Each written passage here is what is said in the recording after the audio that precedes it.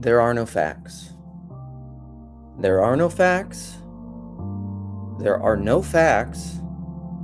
There are no facts that are not embedded within a narratival context. What you see in here depends a lot upon where you're standing. It also depends upon the kind of person you are. The facts that you see depends on where you're standing and the kind of person you are. There is no view from nowhere, objectivity, objective facts. That is a narrative of enlightenment, rationalism, and modernity. Those kinds of facts do not exist. They don't. And a big reason for that, this will die hard. This will die hard. People will not accept this because it's one of the biggest idols of the age. But here's the thing. We are moving into a new age. Modernity is dead. It's over. It has died. We are passing out of the age of modernity into whatever it is. We are moving into a new age. And I would assert that if we do not accept that, there will be problems. There will be a lot of violence. Unavoidable, inescapable violence if people do not accept that there are no facts and modernity is over. If we do not escape the kind of rationalism that we are stuck in, it's going to be bad. It's easier to imagine the end of the world than it is to imagine the end of our world as we know it. So the end of the world, reality, versus the end of the world as we know it, our map. And if you can't understand that distinction, you're conflating your understanding of the world, your interpretation of the world with the world. Okay? All things are subject to interpretation. Whichever interpretation prevails at any given time is a function of power and not truth. That's the postmodern critique of modernity and rationalism. I'm just going to quote the George MacDonald quote because I love it. Mere lonely power has no power to create, but love is the power of power. Mere lonely power has no power to create, to be generative, to create, and that's the goal of human beings. So mere lonely power has no power to create, but love is the power of power. So how do you get out of the cycle of postmodernism and power criticisms and critical theory and all that kind of stuff? How do you get out of that? Love. Love. Mass formation, whatever everyone believes, whatever is the cultural gestalt and zeitgeist and salience, whatever narrative is preeminent at any given time is the function of power and not truth. Because truth is inside and outside of that, outside of it. It's not, truth is within culture, but it's also transcendent of culture. It's a transcendental. All right. When your identity is your ideology, congratulations, you've officially screwed yourself, because now it's not just an idea, now it's you. Rogan always says, I'm not married to my ideas. And when the idea gets challenged, you don't hear disagreement, you hear an attack. So what do? You build a bubble. A nice, soft, padded little bubble where everyone agrees with you, uses the same words, hates the same people, and claps at the exact right moments. And you will defend that bubble at all costs, even if it makes you sound incredibly stupid. Facts don't matter anymore. Here he's technically wrong, but he's right. Because he's talking about not conflating your fullness of your identity with your ideology, which would make him not a rationalist. So this is my criticism of like hyper-conservatives in applying rationality to their faith, which actually isn't faith, it's certainty. Is that whenever anything happens outside of that bubble, it does not compute. But then you've closed yourself off to revelation. Okay, let's keep going. This is just a nice little kitty cat meme where this guy says, maybe I'll get you a little hat too. And then he says, nice. Right? Isn't that nice? It's so nice. Nice. Here we go. Like C.S. Lewis's Bulverism, if you assume from the beginning that you are right and then you rationalize that and reason backwards, you will only, what will be salient to you is all the things that justify your opinion already. You won't be open to the truth outside the truth you currently apprehend if you assume you're right from the beginning. And then you will argue that way. Most people don't actually want to know how the world works. They want arguments that feel like knowledge and conclusions that protect identity. 100% agree. Egoic knowing. That's what egoic knowing is. We have to protect our ego and our identity, so we cope and we build up defense mechanisms. Is often aesthetic rather than epistemic. People adopt the posture of skepticism or rigor when it flatters their self-conception, yes, and abandon it the moment it threatens their moral narrative. Yes, their moral narrative. The content barely matters, only the social function does. Okay, so I need to relate that to the topic, the pluralism. This has all been about how modernity is dying, and we need to accept that, or else I think much more violence will happen. And then this gets at the question of, like, is true diversity possible? Like real diversity? I don't know. I really have no idea. I mean, maybe that's where we can open it up and talk about it. I'm going to pin it. Shut up, Luke. Okay, I'm going to pin it. You can't stop me. Somebody stop me. Luke Thompson. Okay, the title of this thing is what was the title? Something about, your question was, can you remember your title? Is pluralism possible? Possible. And it sounded like you're trying to make a defense of pluralism, right? I mean, that's what it ultimately came down to. Yes. Would you agree with that? Yes, although I think I genuinely do have the question if it is possible, at least at this time, because I think we have such ideological idolatry, and because, like, maybe absolute pluralism too is a denial of the particularity of different groups. So that might be the anti-pluralists. Yeah. I think it's a very important topic. So, and please stop me. I'll just some opening framing. So we know, for example, like when we say pluralism, there's pluralism in the sense of a government that can hold difference and people that have different views, and you don't get a civil war. Then there's pluralism, say the ability for different nations to engage in free markets and to interact and to get along. And then there's pluralism in the sense of the Christian runs into the Muslim and they're able to get along, right? So there's kind of different layers of this question. Indeed, you could say a lot of the dream of the Federalist Project, let's just say the American project, is a notion that you could have a certain procedure and certain institutions that people will agree that if we submit ourselves to, the outcome that comes out will be one we can all agree with, even if it's not the outcome I like, because I trust the institutions, I trust the law, and so on and so forth. Now, we don't believe in institutions anymore, and we think the law is corrupt and et cetera, so forth, so people start questioning that, right? So you have the institutional way to deal with pluralism is arguably failed for many people, in the eyes of many people. And if you say it hasn't, there are people that disagree with you, and that itself is a pluralistic difference, so you have a problem, right? Yep. Now, the other idea is the notion that economic exchanges and trade can deal with pluralism, because people are trading spices, and it could be Jew, Christian, Muslim, and they don't kill each other, right? The way that the world has always dealt with pluralism, the Silk Road, and capitalism being that, okay, I may not understand your worldview, but if we all trade markets and what Marx may call the commodity form, it kind of functions as a universal language where we can interact even if I don't fully understand one another, because in a sense we reduce one another to the interaction of the economics. So basically institutions allow you to compress, interact, decompress when you go away from the institution and your difference. Economics does the same.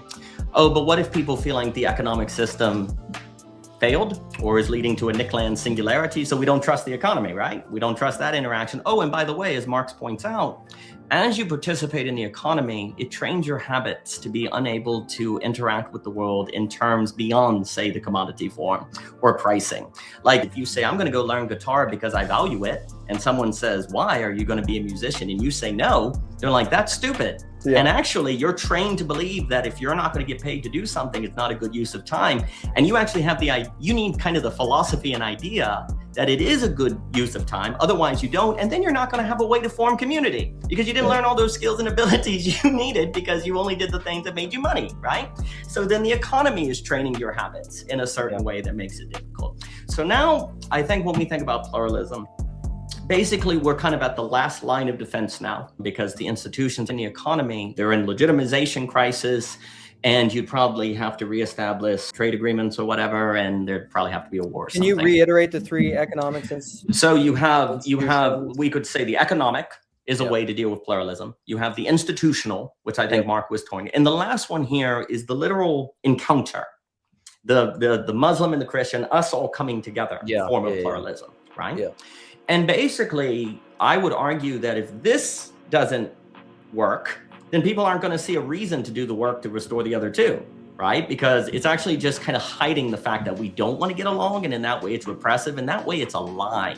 And also, I don't even benefit. A lot of people feel like they don't even benefit from modern capitalism. They don't benefit from the system. In fact, as a minority, I feel like the system is set up to keep me down, and it's to help the privilege, right, et cetera, right? So if we can't restore the face-to-face, well, then there's no evidence to think it's worth restoring the other two. So how do we deal with the encounter? In the mental model, I always like how Ivan Illich talks about the Good Samaritan, where he says you're surprised by the man on the side of the road.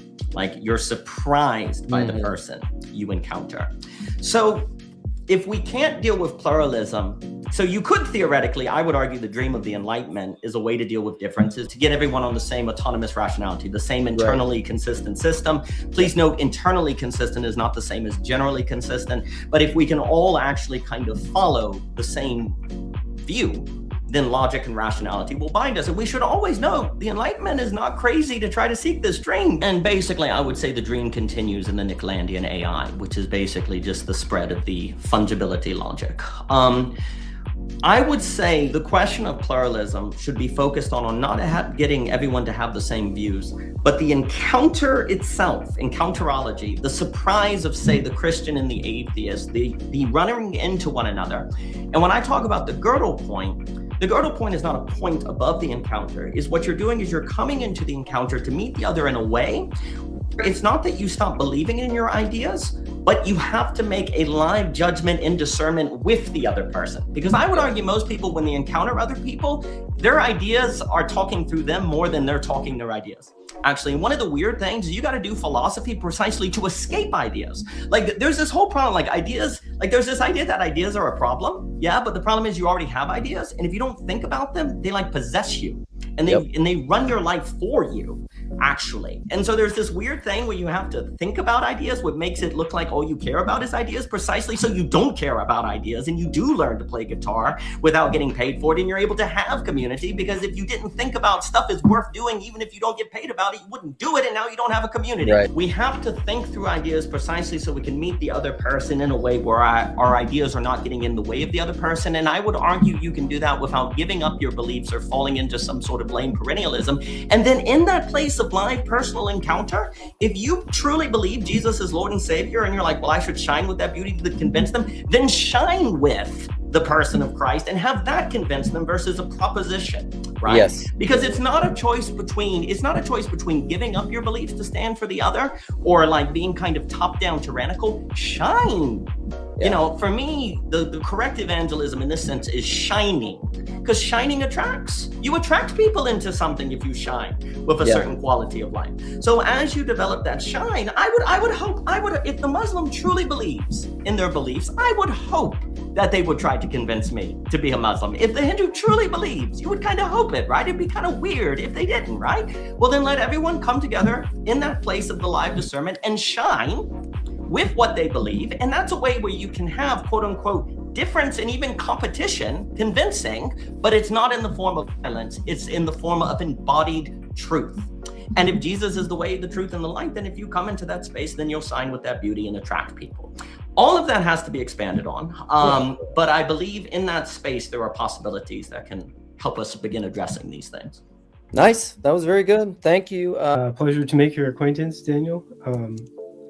I love what you said also. It's I love that stuff about encounterology, and I think the kind of framing of the kind of mentality of capital, or like this kind of universal language of sorts of like the money system trying to become a totalizing influence, and like the fungibility logic. I don't know, one of the things that really struck me is how this maps to I think Steiner said that like the battle of our time, Rudolf Steiner, I'm a big fan of Rudolf Steiner, talking about Armand and like how right now the influence of Armand, like pluralism, if the opposite of pluralism would be like totalitarianism almost, it's kind of this idea of materialism taking over in the sense of a implicit materialism where we do not experience the spiritual unity of all things, you know. So it's like the only body that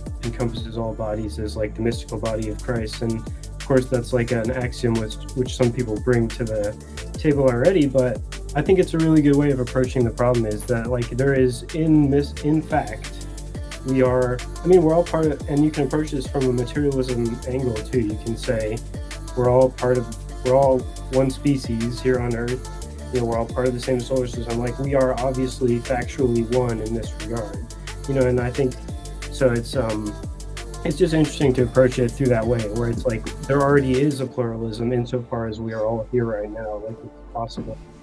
It's not to say it's going well or it's sustainable in the way that we're doing it, but you know, like it's just the nature of reality that like we are all united under this mystical head, which is kind of the layer above us, which is the whole thing about shining, you know, shining with, it's like when we make our focus on just according with reality, you know, like trying to be in touch with reality, then these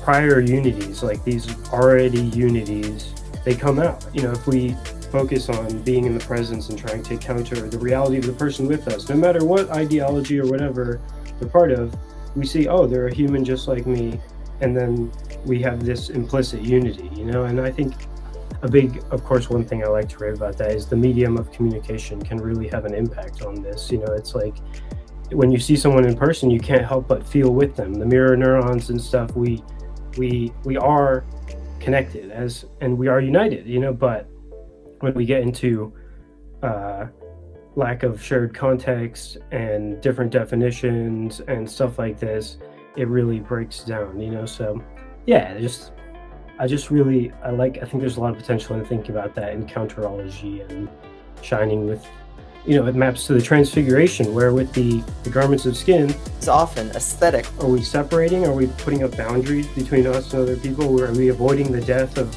my idea of who you are? You know, like, do we put on these garments and try and avoid death? Or The content barely matters. are we open to being perpetually reborn, like through our encounter with the other? And that's like when we're shining with reality, like the garments transfigure, you know? Yeah. Living sacrifices. All right. The whole medium is the message. And in Christ, that other lesser known McLuhan quote, where in Christ, the medium and the message are one.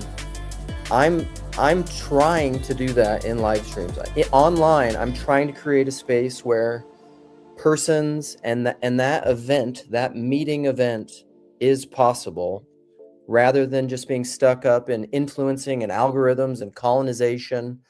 I'm trying to push toward that and model it, and it's difficult because we're all sinners. Like, we all know that it's hard to love people, because you know, it's hard to love yourself. Like, we're all broken in our own ways, but that's part of the gift of the suffering that allows us to, you know, understand what it even means to love. So It's kind of an interesting coincidence, maybe, or I'm not just saying this to shill astrology, but the reason I'm here on this particular day is because I saw, I went to go make a clip, and I was like, I'm going to make a clip. I wonder, like, I have this giant catalog of screenshots of like that I want to make clips of. So I went back to 2 years ago today, and I happened to find a screenshot of Luke doing a live stream. So I watched it, and he's talking about the exact same thing, and it's 2 years ago today. So it's kind of no way. I was talking about pluralism a year ago. Yeah, no, I mean, you're very consistent in your. I love it, and also, yeah, today is the first day of Aquarius season, and I think that's like fitting to this conversation of how do we find unity and multiplicity and stuff. So you're just acting in harmony with the times, Luke. That's all I'm trying to say. You know? Man, I'm aligned with the stars. You heard it here. I think it's people who think that their interpretive frameworks of the way that they see the world, which I think is different than perception itself, their interpretive frameworks for how they're seeing the world, is reality. This is a very human attributes, possibly very human failure, and The unforgivable sin is unforgiveness, because the Lord's Prayer, forgive us our trespasses as we forgive those who trespass against us. Those are two sides of the same coin. Us being forgiven is forgiving others. Like, I really think those two things are not in a transactional way, not like God will forgive us when we forgive others. It's a simultaneous reciprocity that happens at the same time. We find forgiveness as we forgive other people. Those two things happen at the same time. We understand what it is to be forgiven, to receive the grace of God as we forgive other people. I mean, can you honestly think of something that's harder? Think of the worst that you've been wounded, your safetyism, your fears, the worst that someone has ever wounded you, and you have to forgive them. Honestly, I think a lot of the drama in this little corner, and people's complaints about all this, and trying to define things and work things out, and people wanting to quit, and they went out from you because they went out from you because they were not of you, is because people do not get what they want. And 1 Corinthians 13, what is love?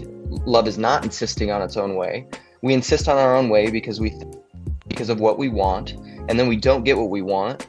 James also says this: what causes fights and quarrels among you? Is it not this, you want and do not have, and so you fight and you quarrel? When you don't get what you want, what do? Do you get resentful and bitter and break communion with people? Or do you forgive and die to yourself and learn to agape the other person and whatever they're saying and whatever they want into being, even if they're wrong? Again, are you playing this either or objectivist game where I'm right, you're wrong, and what you want, safetyism, is against me and my good? I don't know. I think we live in this world of, and these are all things that we know but we don't know because we live in contrast to these things. Like what Jordan Peterson said about resentment, all of us in this little corner know and have heard. But then do we become resentful? In this little corner, when people don't do what we want, do we resent them? So then I say, what the fuck are we doing here?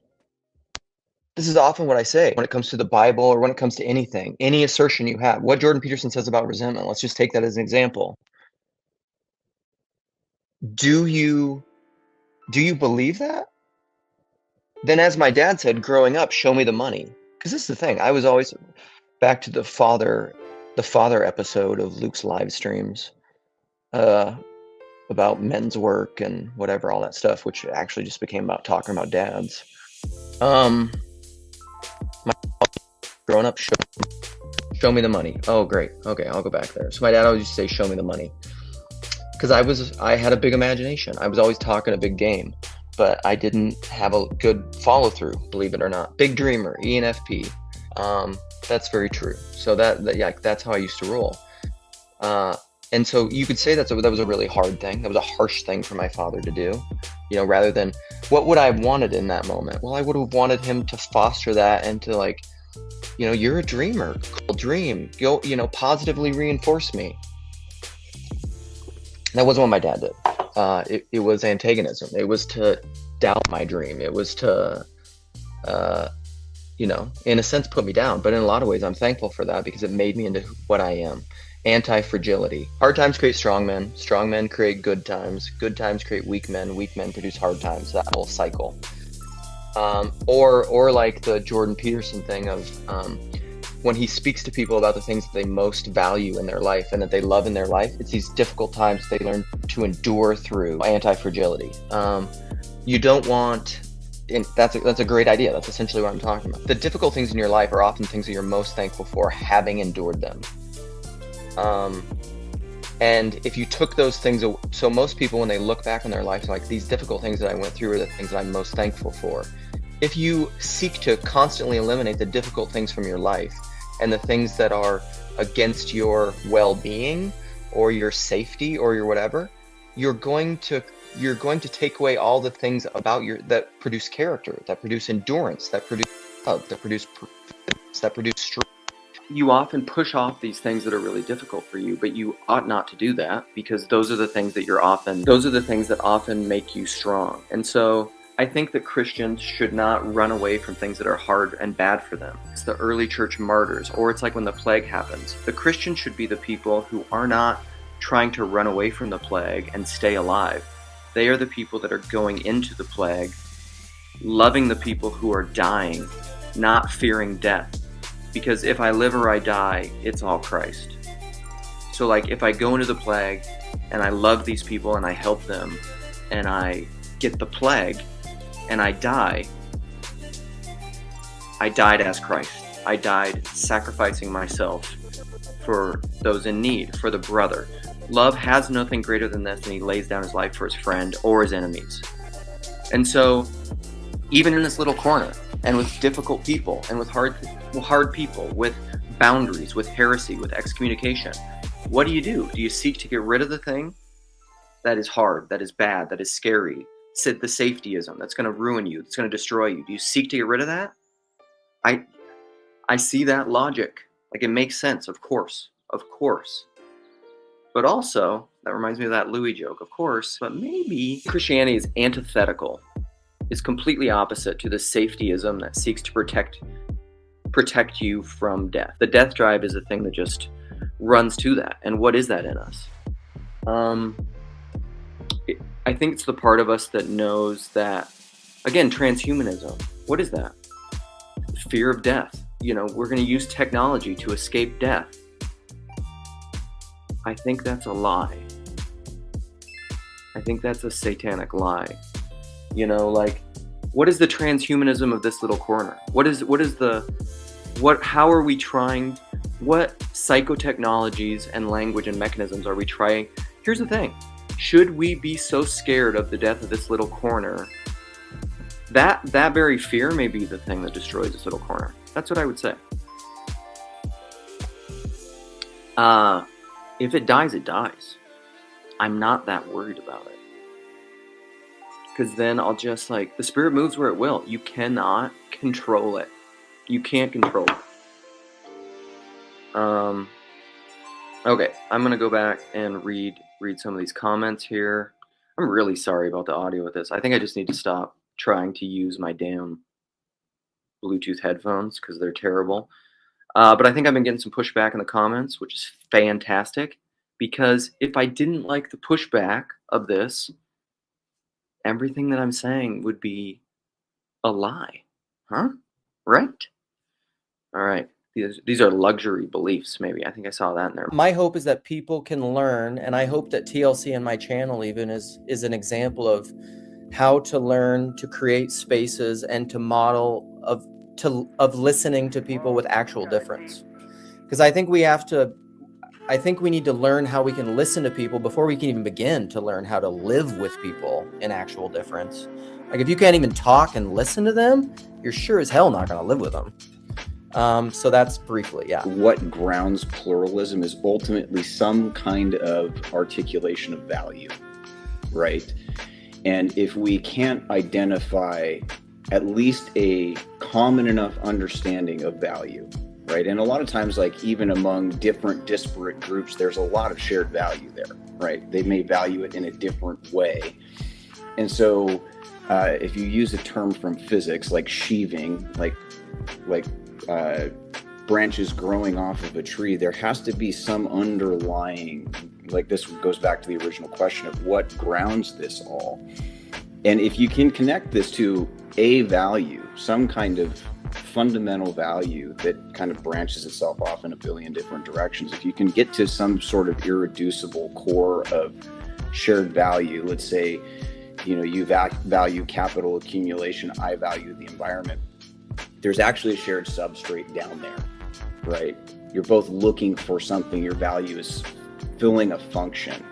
And I mean, that's a lot bigger conversation than I can give in a soundbite, but it's just I appreciate what you're saying there, because I think that when we're talking about how do you sustain a pluralism, you have to have some kind of shared ground in order to make that actual, right? And I think that the challenge we're running into in late modernity is just the ground underneath our feet is dissolving.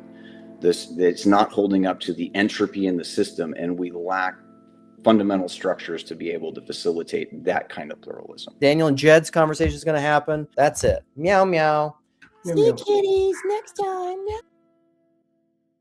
This is the spiral. This is how the spiral works. So we go through rationality, modernity, and we get to postmodernity. And that may look, because you're maybe on this side of the circle in the spiral, a lot closer to pre-modernity than modernity, which was over here on the other side of the spiral.